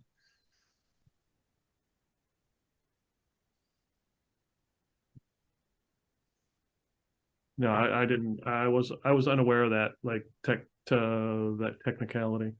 Yeah, I think the branded one had mentioned that vaguely when he first joined you guys. But I don't know how much of it got expanded on or explained. Because that was something that your character was aware of, Kurt. Right. Yeah, and I know I mentioned it at one point. Yeah. I would have interjected it if it looked like Lux was basically saying like, no, kill me here. Yeah. That just as a reminder that, you know, if she dies, there might be nobody who gives enough of a shit to bother trying to save Solomon. Well, Yeah, it was a toss up there. Yeah, I didn't know if Peter, if you were just like done with Lux and feel like, okay, this is the right time to retire her, or like, yeah. I was I was close to committing Harry Carey, but I didn't really have a good weapon to do that. So Okay. and I didn't know how dark we needed to get. I mean, I was prepared for full on body horror after you started having like after Lux had like the black skin or like the black like burning skin on her neck. I'm like, oh man, here comes the body horror. what's God. I was like, what it's like, oh, this is a body horror for each of us. I knew it. Yeah, I was gonna say I would be tremendous. I would be almost upset if we went to the place that was supposed to undo some of the body horror and we only got more body horror. I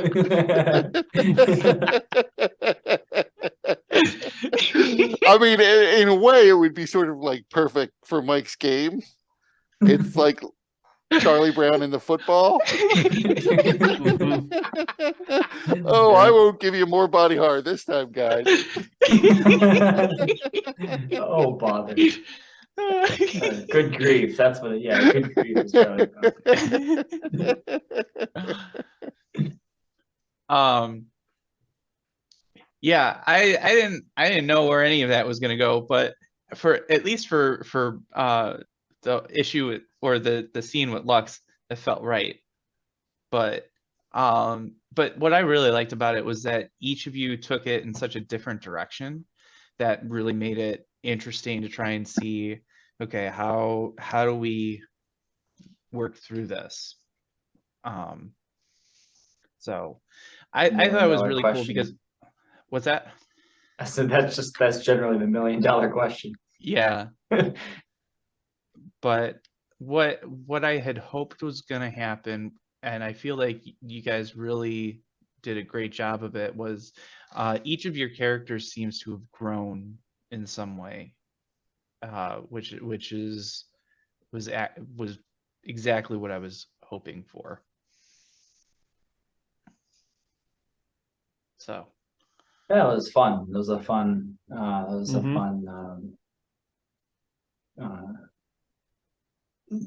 was a fun bit of creative writing. Right. It forced me to flesh out Blade's background a little bit more. yeah, that surprised me that now he's gotten rid of his slave name. I guess. Yeah, I emailed you the written prose and kind of the premise of it. It kind of hinges off of this idea that I came up with about a way that I felt like a weakness of Warforged, which there probably are like reams of it. I'm just not super familiar with like Warforged, but like I thought of an interesting way. At least I thought it was interesting that you could shut them down, so to speak, or disable them. So yeah, we can roll with it or change it, adapt it as needed. No, I think that's actually accurate. Warforged are interesting because they can be physically disabled but still remain conscious and functioning to some degree. So you know, so that actually completely does work. Yeah. That idea. Yeah, the branded one would find that really intriguing. but it's like one of those, it's a thing like Warforged don't know how to do it. Like, it's like, you know, like they have the answer, but they don't know how, like they're imbued with the knowledge, but they don't understand it or don't know it. But if, you know, but it can be sussed out. Yeah, one thing I was unclear on was I wasn't entirely clear on like what Begnog's mistake was in Metro. He was commanded not to get close with anyone. Right. So I got that part. What I was sort of missing is how did this like so that led to some sort of major problem. But I missed the part where it was explained how you're getting close to someone lost a battle. Or was it like so like did that cause Sire's destruction? Well, yeah, so it wasn't explained, and it was purposefully kind of left Okay. opaque. Okay. I thought I missed it. No. Also, are you the Lord of Blades? Is that why you chose the name Blade? Big reveal at the end. No, not that he's aware of.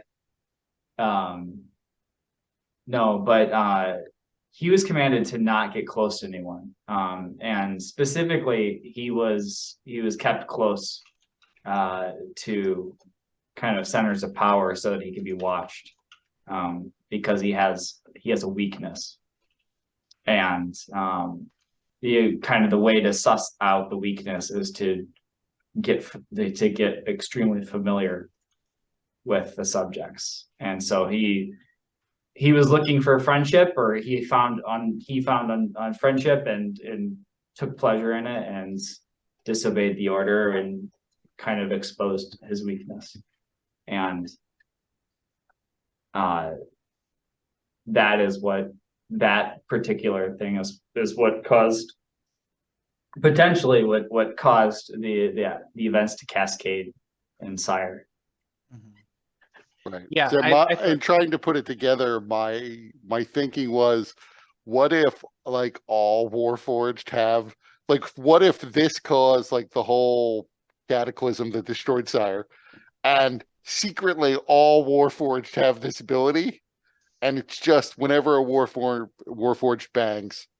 So if any Warforged anywhere bang, they could just blow up whole nations.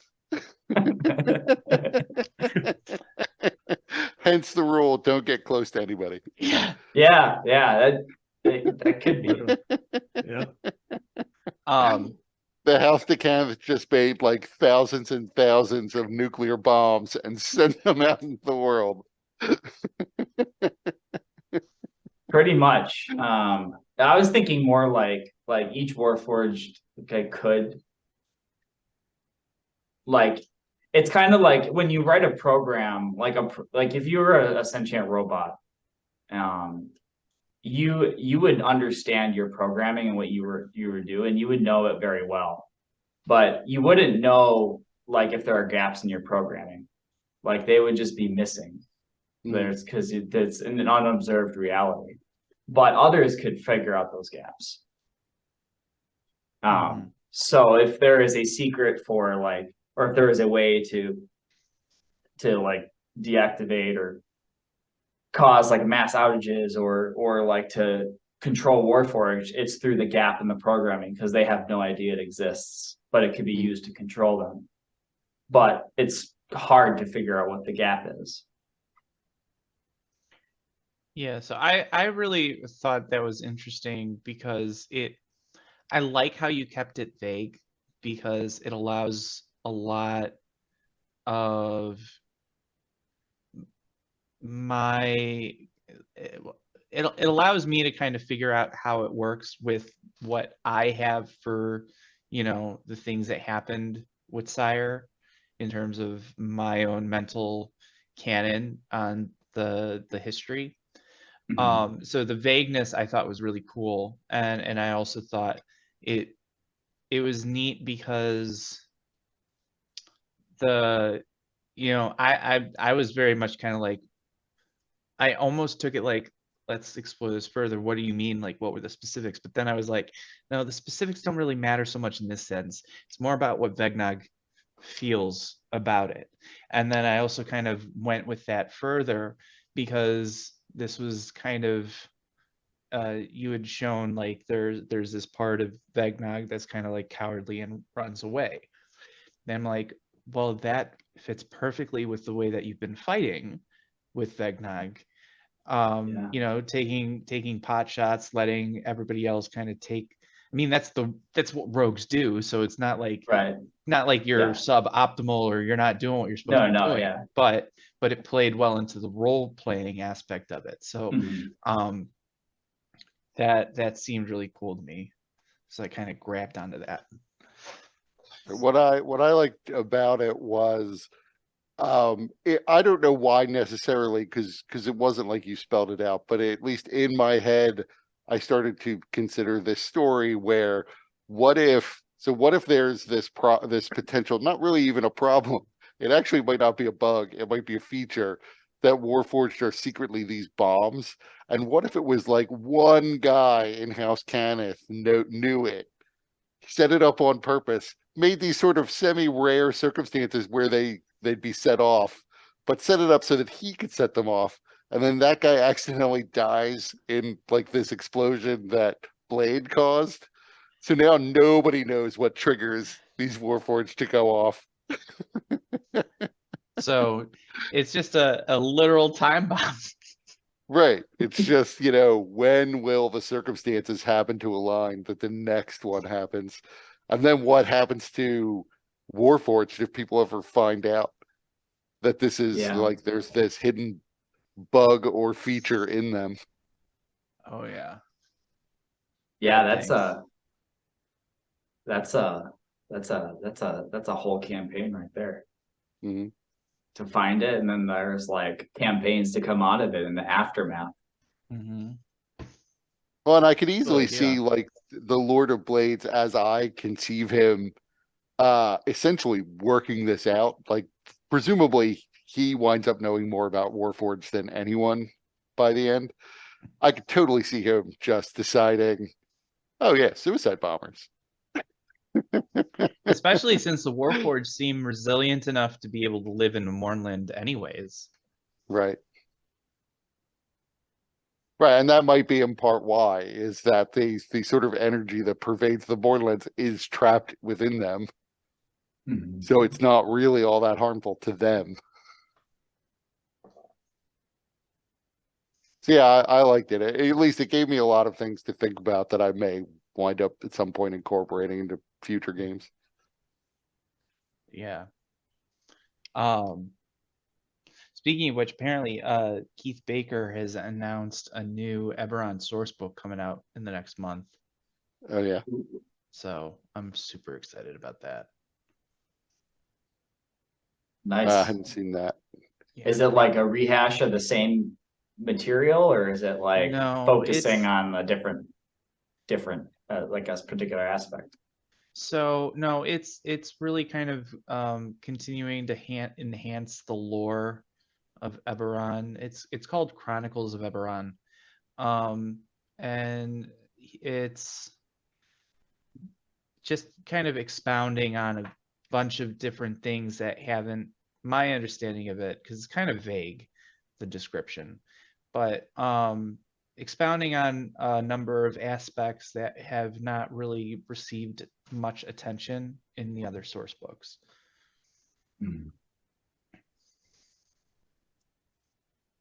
Nice. Yeah, so I'm pretty excited for that. But yeah. I really enjoyed the Branded One story. Yeah. I thought I never thought of I thought the I thought the added touch of having the pipe and then letting the storm fill it in was like deliciously cruel. Yeah, it's super And I'm dark. like, oh man, Very that's cool. I'm like that's real badass. Like Right. rough. I didn't share the story with Mike. I thought about it, but I did mention to Mike that like the first thing that came to my mind was some sort of wait, I'm blanking on the name. Some sort of like Edgar Allan Poe-esque story. That was really that aspect of it, of him just letting this guy slowly drown. Yeah. I think that to me that was the most poignant part because I wasn't expecting that. I was kind of expecting like him to leave him in and then either to just do the job himself or to just like let him scream it out and starve and check on him every now and then. But I thought that was pretty cool. Yeah, so I'm now realizing like I know Kurt has kind of shared some things about the plated one or the branded one, but I'm realizing now, you know, obviously as the DM, I know about all of that background. I don't think anybody else does. And that was a really great way for the rest of the group to get a glimpse at what the branded one is all about. You We're just could gonna say have that. to hope that that Ipsopalatal, the Hippopalatal,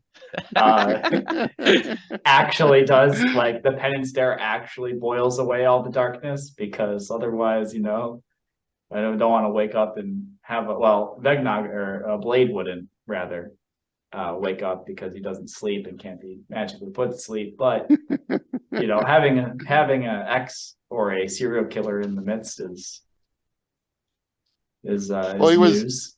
he was executed for terrorism, so it's not even like the complete list of all of his crimes. That's even worse. But yeah,